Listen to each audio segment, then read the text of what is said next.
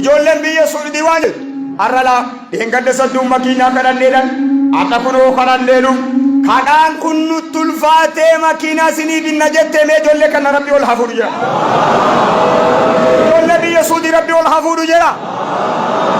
Akka aanaa kanaatti maqaa waldaa hudaatiin ijoolleen Suudii makiinaa isinii bitaa jirti. Allahu akbar.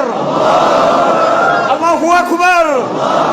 Eeggadda makiinaa kadhannee maayibaasii sadduurra ollee har'a moo maayibaasii hiirarra jirra. Isa kanaaf gartee makiinaa amma yoomitti kadhattanii daawaan deemtu miti akka aanaatti makiinaa daawaa isinii binna jette. Kanaafuu ilmaan keessanii du'aa godhuu qabdu. Balbala rahmataa rabbi isaanii haa banu. Yaada muraada rabbi isin haa gootu.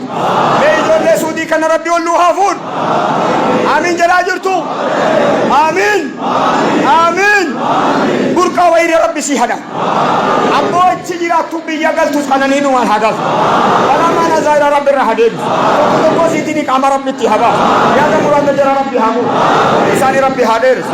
Sheekonni Shee Abdussamadi du'aa godhaafii jiruu kunoo gartee amiin jedhaa jiru ammas ummanni masjidni guutuun kun du'aa gootanii fi rabbi irraan dhabdanu mee ammallee harka ol fuudha ijoollee kana rabbi haa milkeessu. Dheengaddaa birri 700 nu ergitee kumtaala 700 gartee aanaa hundarra deemnee qoonnee har'a moo makiinaa isinii binna jedhaa jirti. Isuma kanaaf mee harka ol fuudha ammallee. Balbala rahmataa rabbitti haa banu. Yaada jara rabbi haa gootu. Umri rabbi haa dheeresu.